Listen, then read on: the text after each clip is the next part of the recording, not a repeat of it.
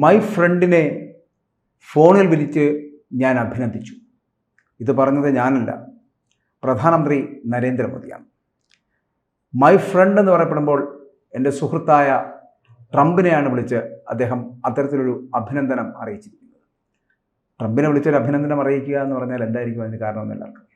ഗാസയിലെ സമാധാന കരാറുമായി ബന്ധപ്പെട്ടിട്ടാണ് അത്തരത്തിലൊരു അഭിനന്ദനം എത്തുന്നത്. മാത്രമല്ല നെതന്യാഹുവിനെയും അദ്ദേഹം വിളിച്ചു. നെതന്യാഹു ആ സമയത്തിന് സുരക്ഷാ ക്യാബിനറ്റിൽ ഇരിക്കുമ്പോഴാണ് ഫോൺ എടുത്തതെന്നാണ് റിപ്പോർട്ടുകൾ പറയുന്നത്. അങ്ങനെ അത്രയും സുരക്ഷിതമായ ഇടങ്ങളിൽ ഇരിക്കുന്നവർ പോലും ഈ അഭിനന്ദനം ഏൽക്കുന്നു, അല്ലെങ്കിൽ ഇത്തരത്തിലൊരു സമാധാന കരാറിലേക്ക് എത്തിയതിൽ സന്തോഷം അറിയിക്കുന്നു. താങ്കൾക്ക് എന്ത് തോന്നുന്നു? ഈ സമാധാന കരാറൊക്കെ പൂർണ്ണമായിട്ടും പാലിച്ച് മുന്നോട്ട് പോകുന്നു? ഈ സമാധാന കരാറിന് ധൃതി പിടിക്കാനൊരു കാരണമുണ്ട്. ഈ ഇസ്രായേലിൻ്റെ ആക്രമണത്തിൻ്റെ വാർഷികവും കൂടെയാണ്. മാത്രമല്ല നോബൽ പ്രൈസ് പ്രഖ്യാപിക്കാൻ പോകുന്നതിൻ്റെ ഒരു തിടുക്കം എല്ലാം കൂടെയാണ്. ഇത് നമ്മുടെ പാലസ്തീൻ എന്ന് പറയുന്ന ഒരു പ്രശ്നം സ്വാഭാവികമായിട്ട് ഇല്ലാതാവുമെന്ന് നമുക്കൊരിക്കലും പ്രതീക്ഷിക്കാൻ വയ്യ. അതെ, കാര്യം ഇതിൻ്റെ വേരുകൾ പാലസ്തീനിൽ മാത്രമല്ല ഉള്ളത്, ഗാസയിൽ മാത്രമല്ല ഉള്ളത്. ഇസ്ലാമിക രാജ്യങ്ങൾ, ഖത്തർ പോലുള്ള രാജ്യങ്ങളെല്ലാം ഇവരെ ഒരു രീതിയിൽ അല്ലെങ്കിൽ വേറൊരു രീതിയിൽ പ്രൊമോട്ട് ചെയ്യുന്നു. അതെ, യൂറോപ്യൻ രാജ്യങ്ങളെല്ലാം പറയുന്നത് ഒരു 2 നാഷൻ എഗ്രിമെൻറ്റിലാണ് ഇത് നടക്കുന്നു എന്നുള്ളതാണ്. അത്രേ ഉള്ളൂ. പക്ഷേ 2 നാഷൻ എന്ന പാലസ്തീനെ ഒരു രാഷ്ട്രമായിട്ട് അംഗീകരിക്കാൻ ഇസ്രായേൽ ഒരിക്കലും തയ്യാറാവില്ല. ചിലപ്പോൾ നമ്മൾ ഇത് എയറിലാവുന്നതിന് മുമ്പ് ചിലപ്പോൾ ഇസ്രായേലിലെ ഭരണകൂടം വീഴുമോ എന്നും നമുക്കറിയത്തില്ല. കാര്യം ഇവർക്ക് സ്വന്തമായിട്ടൊരു ഭൂരിപക്ഷം ഇല്ലാത്ത ഒരു മന്ത്രിസഭയാണ് അവിടെ. അതെ, അവരുടെ പാർട്ടിക്ക് സ്വന്തമായിട്ട് ഭൂരിപക്ഷം ഇല്ല. അപ്പോൾ ഇത് ഇപ്പോൾ ഒരു രാജ്യത്തെ സമാധാനം എല്ലാവരും ആഗ്രഹിക്കുന്നുണ്ട്. പക്ഷേ ബന്ദികളെ പാലസ്തീൻകാർ പല പ്രാവശ്യം ഇതുപോലെ എഗ്രിമെൻറ്റിൻ്റെ വക്കത്തെത്തിയതാണ്. ഞങ്ങളിതാ ബന്ദികളെ കൊണ്ടുവരുന്നു, അവരെ മുഖം മൂടി മാറ്റിക്കൊണ്ടിരിക്കുന്നു, ഞങ്ങൾ ഇപ്പോൾ കൊണ്ടുവരും എന്ന് പറഞ്ഞിട്ട് അവരാരെയും 1-2 പേരെ മോചിപ്പിച്ചല്ലാതെ മറ്റാരെയും മോചിപ്പിച്ചിട്ടില്ല. ഇതിൽ എത്ര പേര് ജീവനോടെ ഇരിപ്പുണ്ട് എന്നും നമുക്കറിയത്തില്ല. അപ്പം ഈ ബന്ദികൾക്ക് വേണ്ടിയിട്ടാണ് ഇസ്രായേൽ ഒരു വിട്ടുവീഴ്ചയ്ക്ക് തയ്യാറാവുന്നത്. ഒന്നിൽ ഈ യുദ്ധം പൂർണ്ണമായിട്ട് ജയിക്കുക, അല്ലെങ്കിൽ പാലസ്തീനോട് കീഴ്പ്പെടുക എന്നുള്ള അവസ്ഥയിലാണ്. ഇപ്പം നമ്മൾ ഇന്ത്യയിൽ മീഡിയാസ് പറയുന്നത് പോലെ ഇസ്രായേലിനൊരു പൂർണ്ണ വിജയമൊന്നും ഇതുവരെ സിദ്ധിച്ചിട്ടില്ല. നമ്മൾ ആലോചിക്കുമ്പോഴത്തേക്ക് ഏറ്റവും ആധുനികമായ, ഇന്ത്യക്ക് പോലും ആയുധങ്ങൾ സപ്ലൈ ചെയ്യുന്ന അമേരിക്കയുടെ ഏറ്റവും പുതിയ നൂതനമായ ആയുധങ്ങൾ ഉപയോഗിച്ചിട്ടാണ് ഗാസ പോലെ ഒരിടത്ത് അവർക്ക് സ്വന്തമായിട്ട് ഈ ഭൗമ തുരങ്കങ്ങൾ, ടണലുകളും തോക്കുകളും അല്ലാതെ അവരുടെ എയർ വെപ്പൺസ് ഒന്നുമില്ല. എത്രയോ പ്രാവശ്യം റെയ്ഡ് നടത്തി എന്തെല്ലാം കാര്യങ്ങൾ ചെയ്തു. എന്നിട്ടും അവർ ഒരു 25% ജനതയെ കൊന്നൊടുക്കി. എന്നിട്ടും അവർ സമാധാനത്തിൻ്റെ വഴിക്ക് എത്തുന്നില്ല. അപ്പോൾ അവർക്ക് മറ്റ് രാജ്യങ്ങളിൽ നിന്ന് കിട്ടുന്ന സപ്ലൈ ചെയിൻ എല്ലാം അവർ കട്ട് ചെയ്ത് നോക്കി. ഇറാനെ ഇതിനു വേണ്ടിയിട്ട് ആക്രമിച്ച് നോക്കി, ഖത്തറിനെ ആക്രമിച്ച് നോക്കി. എന്നിട്ടും ഇതുവരെ അവർക്ക് ഈ പാലസ്തീൻ എന്നുള്ള ഒരു ഭാഗത്തെ തീവ്രവാദത്തിൽ നിന്ന് തുടച്ചു നീക്കാൻ അവരെ കൊണ്ട് കഴിഞ്ഞിട്ടില്ല. ഒരു 2 നാഷൻ സംവിധാനത്തിൽ വരികയും ആ 2 നാഷൻ സംവിധാനത്തിൽ വന്നു കഴിഞ്ഞാൽ ഇവർ സമാധാനപരമായിട്ട് ജീവിക്കുമെന്നുള്ള ഉറപ്പ് ഒരു രാജ്യത്തിനും കൊടുക്കാൻ സാധിക്കുന്നില്ല. ഞാൻ ഈ പറയുന്ന കാര്യങ്ങൾ തന്നെയാണ് ഇസ്രായേലിലെ ഭരണപക്ഷത്തെ വിമതർ പറയുന്നത്. അതായത് ഈ തീവ്ര വലതുപക്ഷക്കാർ പറയുന്നത് അല്ലേ? വലതുപക്ഷക്കാർ, ദേശീയ സുരക്ഷാ മന്ത്രി അടക്കമുള്ളവർ, ദേശീയ സുരക്ഷാ മന്ത്രിയും എനിക്ക് തോന്നുന്നു ഇസ്രായേലിന്റെ ധനമന്ത്രി, ഇവർ രണ്ടുപേരും പറയുന്നത് അവർ ഇതിനെ എതിർക്കുന്നുണ്ട്. ഇതൊരു നടക്കുന്ന കാര്യമല്ല.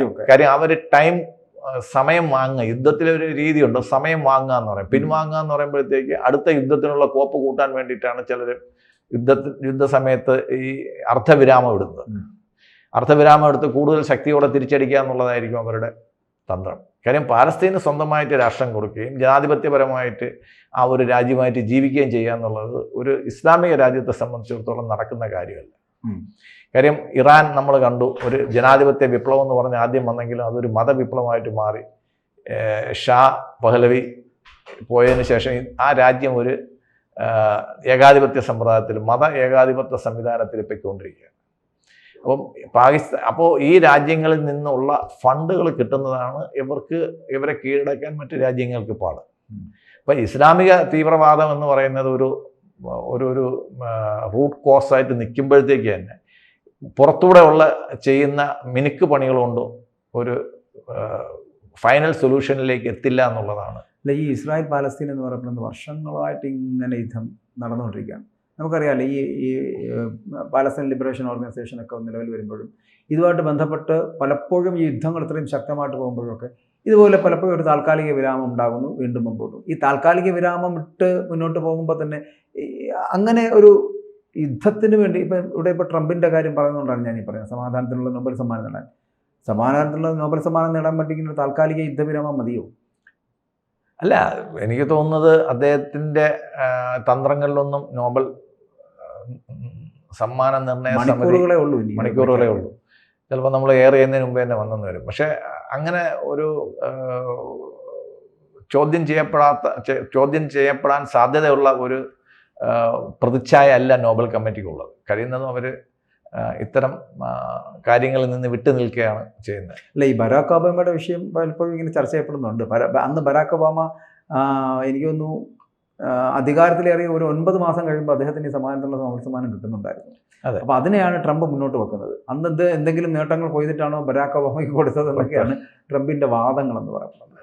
ഇപ്പോൾ ആ നേട്ടമായിട്ട് ബന്ധപ്പെട്ടല്ല, നോബൽ സമ്മാന സമിതി എന്ന് പറഞ്ഞാൽ ഒരു ഇൻഡിപെൻഡൻ്റ് ആയിട്ടുള്ള ഒരു സമിതിയാണ്. അതുകൊണ്ടാണ് അതിൻ്റെ ആ സമ്മാനത്തിന് ഈ 10 കോടി ക്രോണർ എന്നുള്ളതിനേക്കാളും കൂടുതൽ ഗ്ലാമർ ഉണ്ടാകുന്ന കാര്യം അതാണ്.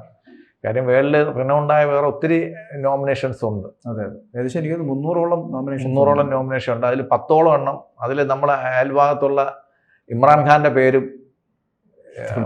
വരുന്നുണ്ട്. പറഞ്ഞു വന്നത് ഇസ്ലാമിക തീവ്രവാദം എന്ന് പറയുന്നത് അത് അവരുടെ മതത്തിൻ്റെ ചില തത്വങ്ങളിൽ അധിഷ്ഠിതമായിട്ടുള്ളതാണ്. അപ്പോൾ മറ്റ് വിഭാഗക്കാരെ ജൂതനെ കണ്ടാൽ ഉടനെ കൊല്ലുക എന്ന് എഴുതി വെച്ചിരിക്കുന്ന ഒരു പുസ്തകം ഇവർ ഫോളോ ചെയ്യുന്നിടത്തോളം കാലം ജൂതരുമായിട്ട് ഇവർക്ക് ഒരിക്കലും ഒരു സമാധാനം, ഇതൊരു സമാധാന കരാറല്ല, ഒരു കീഴടങ്ങൽ കരാറാണ്. ആ കീഴടങ്ങൽ കരാറിനെ എത്ര കാലത്തോളം നമുക്ക് നിലനിർത്തിക്കൊണ്ട് പോകാൻ പറ്റുമെന്നുള്ളത് നമുക്ക് ആലോചിക്കേണ്ട ഒരു കാര്യം. ഈ ഹമാസ് ഇപ്പോൾ ആയുധം വെച്ച് കീഴടങ്ങുമെന്ന് തോന്നുന്നുണ്ടോ? എന്ത് സമാധാനമൊക്കെ ഒപ്പിട്ടാലും ഇല്ല. എന്തായിരിക്കും ഹമാസിന്റെ മുമ്പോട്ടുള്ള തീരുമാനങ്ങൾ? അല്ലെങ്കിൽ എന്തായിരുന്നാലും ശക്തിയില്ല. പക്ഷേ വരുന്ന ദിവസങ്ങളിൽ ശക്തി സമാഹരിച്ച് വീണ്ടും ഒരു തിരിച്ചടി ആയിരിക്കുമോ? അല്ല, അവിടെ ആദ്യഘട്ടത്തിൽ പറഞ്ഞു വന്നിരുന്നത് ഇവരെ ഈജിപ്റ്റ് പോലുള്ള രാജ്യങ്ങളെ പലസ്തീനികളെ അബ്സോർബ് ചെയ്യാൻ പോകുന്നു എന്നുള്ളതാണ്. അതാണെങ്കിൽ പിന്നെയും നടക്കുന്ന കാര്യമാണ്. പക്ഷേ എന്നാലും ഇവരുടെ ഗറില്ല യുദ്ധമുറകളും ഫണ്ടിങ് ആണ്. ഇസ്ലാമിക രാജ്യങ്ങളിൽ നിന്ന് ഇവർക്ക് കിട്ടുന്ന ഫണ്ടിങ് ആണ് ഇവരുടെ ഏറ്റവും വലിയ പ്രശ്നം. നമ്മൾ ഇന്ത്യയിലെ മുഴുവൻ മെട്രോ ഉണ്ടാക്കുന്നതിനേക്കാളും കൂടുതൽ മെട്രോ അവർ പാലസ്തീൻ്റെ അടിയിൽ അവർ നിർമ്മിച്ചിട്ടുണ്ടായിരുന്നു. ഗസയുടെ അടിയിൽ മെട്രോ ട്രെയിൻ പോലെയുള്ള സംവിധാനങ്ങൾ വരെ അവർ അത്രയും നഗരങ്ങൾ തന്നെ താഴെ ഭൂമിക്കടിയിൽ ഉണ്ടാക്കിയിട്ടുണ്ടായിരുന്നു. പിന്നെ അവർ കുട്ടികളെയും സ്കൂളിനെയും ആശുപത്രികളെയൊക്കെ മറയാക്കിയിട്ടാണ് അവർ പ്രവർത്തിക്കുന്നത്. അപ്പോൾ ഇതിൻ്റെ റൂട്ട് കോസ് എന്ന് പറയുന്നത് ആ പ്രദേശം ഇസ്രായേലിൻ്റെ പൂർണ്ണ ഭരണത്തിന് കീഴിൽ വന്നാൽ മാത്രമേ ഇവരെ അവിടെ ഈ ഒരു വിഷയത്തിന് നമുക്കൊരു ശാശ്വത പരിഹാരം ഉണ്ടാവാൻ സാധിക്കും. ഏകദേശം 70,000-ഓളം പേർ, നമുക്ക് ഔദ്യോഗികമായിട്ടുള്ള കണക്കുകളാണ്, അനൗദ്യോഗികമായിട്ടുള്ള കണക്കുകളിൽ 1,00,000-ലധികം പേർ മരണപ്പെട്ടിരിക്കാം. 200,000-ഓളം പേർക്ക് ഗുരുതരമായിട്ടുള്ള പരിക്കുകളേറ്റിരിക്കാം. അതുപോലെ തന്നെ ബന്ദികളാക്കപ്പെട്ടവർ, മൃതദേഹങ്ങൾ, ഇങ്ങനെ പലതും ഉണ്ട്. ഇതൊക്കെ മനുഷ്യ ശരീരങ്ങളാണ്. ഇവയെല്ലാം ഇങ്ങനെ ഇല്ലാതാക്കിയതിനു ശേഷമാണ് യുദ്ധം അവസാനിപ്പിക്കുന്നത്. ഇല്ല, നമ്മൾ ഒരു ശാശ്വത പരിഹാരമായില്ലെങ്കിൽ പിന്നെ എന്തിനാണെങ്കിലും നമ്മൾ പാരലൽസ് നോക്കുകയാണെങ്കിൽ ഹിറ്റ്ലറുടെ നാസി പാർട്ടിയും മറ്റുമൊക്കെ ഇതിനൊരു പാരലാണ്. പക്ഷെ അവരെ സംബന്ധിച്ചിടത്തോളം അവരൊരു ആദർശത്തിൻ്റെ പുറത്താണ് നിന്നതും നശിച്ചതും വളർന്നതും നശിച്ചതും. പക്ഷേ ഇവർക്ക് ഫീഡിങ് ആയിട്ട് മതരാഷ്ട്രങ്ങളുണ്ട്. ലോകത്ത് നമ്മളിപ്പോൾ എല്ലാവരും സെക്യുലർ രാജ്യങ്ങളെ പറ്റി പറയുമ്പോഴത്തേക്ക് ലോകത്ത് സെക്യുലർ രാജ്യമായിട്ട് നമ്മുടെ രാജ്യം മാത്രമേ ഉള്ളൂ, ഇന്ത്യ മാത്രമേ ഉള്ളൂ. ബാക്കി എല്ലാ രാജ്യങ്ങൾക്കും അതത് രാജ്യങ്ങൾക്ക് അതത് മതങ്ങളുണ്ട്. അപ്പോൾ ഇസ്ലാം ഒരു മതമായിട്ട് അംഗീകരിക്കുന്ന രാജ്യങ്ങളെല്ലാം അവരുടെ ബജറ്റിൻ്റെ ഒരു വിഹിതം പാലസ്തീനികൾക്ക് വേണ്ടി മാറ്റിവെക്കുന്നൊരവസ്ഥയിലാണ്. അപ്പോൾ ആ ഒരു രീതിയിൽ ഇവരുടെ ആ ഒരു തീവ്രവാദ ലൈൻ മാറാൻ അവർ തയ്യാറുമല്ല. അവർക്ക് ഫണ്ട് കൊടുക്കുന്നവരും തയ്യാറല്ലെങ്കിൽ, കാര്യം ഇതിനകത്ത് ഒരു കരാറിൽ ഏർപ്പെടുത്തുമ്പോഴത്തേക്ക് അതിൻ്റെ ഗ്യാരണ്ടിയറായിട്ട് വച്ചിരിക്കുന്നത് ഖത്തറാണ്. ഖത്തർ ഏറ്റവും വലിയൊരു ഭീകരരാഷ്ട്രമാണ്. ഇറാൻ മറ്റൊരു ഭീകരരാഷ്ട്രമാണ്. ഈ ഭീകരവാദങ്ങൾ നിലനിൽക്കുന്നിടത്തോളം കാലം സമാധാനം എന്ന് പറയുന്ന ഒരു സംഭവം നമ്മൾ ഒരിക്കലും പ്രതീക്ഷിക്കാൻ വഴിയില്ല. ഇനി അഥവാ നാളെ അല്ലെങ്കിൽ ഇന്നോ നാളെയോ കരാറ് പ്രാബല്യത്തിൽ വരികയാണെങ്കിൽ തന്നെ അത് താൽക്കാലിക കരാറുകളായിരിക്കും. അതിനുശേഷം അത് അമേരിക്കയെ കൊണ്ടോ ഇസ്രായേലിനെ കൊണ്ടോ പാലസ്തീൻ എന്ന് പറയുന്ന ചെറു ഭൂപ്രദേശത്തെ കീഴടക്കാൻ ഇതുവരെയും കഴിഞ്ഞിട്ടില്ല. അതിൻ്റെ അർത്ഥം അവർ ശക്തരാണെന്നല്ല, അവരെ ഫണ്ട് ചെയ്യുന്നവരും അവരെ പരിപാലിക്കുന്നവരും, നേരത്തെ നരേന്ദ്രമോദി നേരത്തെ ഒരു പ്രസ്താവന പറഞ്ഞതാണ്, തീവ്രവാദികളും അവരെ പരിപാലിക്കുന്നവരും എന്നൊരു പ്രയോഗം ചെയ്തായിരുന്നു. അതേപോലെ ഇവരെ പരിപാലിക്കുന്നവരാണ് ഇതിന് സമാധാനം പറയുന്നത്. ഇന്ത്യൻ പ്രധാനമന്ത്രി നരേന്ദ്രമോദിയുടെ അഭിനന്ദനം ട്രംപിനും ഇസ്രായേൽ പ്രധാനമന്ത്രി നെതന്യാഹുവിനുമാണ്. പലസ്തീനുമായിട്ടോ അല്ലെങ്കിൽ അതുമായിട്ട് ബന്ധപ്പെടുന്നവരുമായിട്ടോ എന്തുകൊണ്ട് സംസാരിക്കുന്നില്ല എന്നൊരു ചോദ്യം കൂടി ബാക്കി ഉണ്ടാവില്ലേ? അല്ല, അത് സമാധാനം എല്ലായിടത്തും ഉണ്ടാവണ്ടേ? അപ്പോൾ എല്ലാവരെയും അഭിനന്ദിക്കേണ്ടതല്ലേ അങ്ങനെയാണെങ്കിൽ? അല്ല, അതുകൊണ്ടാണല്ലോ ഇതൊരു കീഴടങ്ങൽ മാത്രമാണ്. യുദ്ധത്തിലെന്ന് വെച്ച് കഴിഞ്ഞാൽ പൂർണ്ണമായിട്ടും രണ്ടുപേരും തമ്മിലുള്ള ഒരു ഒത്തുതീർപ്പുണ്ടായി യുദ്ധം പിൻവലിക്കുകയല്ല ചെയ്യുന്നത്. ഇത് ഹമാസിന്റെ ഏകപക്ഷീയമായ പിന്മാറ്റമാണോ? കീഴടങ്ങലാണ്. പറയാൻ പറ്റും. അല്ല, കീഴടങ്ങലാണ് എന്ന് പറഞ്ഞാൽ പക്ഷേ അവർക്ക് വൈകുന്നേരം ശേഷിയില്ല. ഇന്ന് വൈകുന്നേരം നമ്മൾ മീഡിയ ഓൺ ചാനൽ തുറന്നു നോക്കുകയാണെങ്കിൽ ഇസ്രായേൽ പാലസ്തീനു മുമ്പ് നമസ്കരിച്ചു എന്നായിരിക്കും അവരുടെ ഹെഡ്ലൈൻസ്. അതിനങ്ങനെ കാണാനാണ് അവർക്ക് ഇഷ്ടം. ദാവീദിനൊക്കെ അങ്ങനെ പറയാനായിരിക്കും ഇഷ്ടം.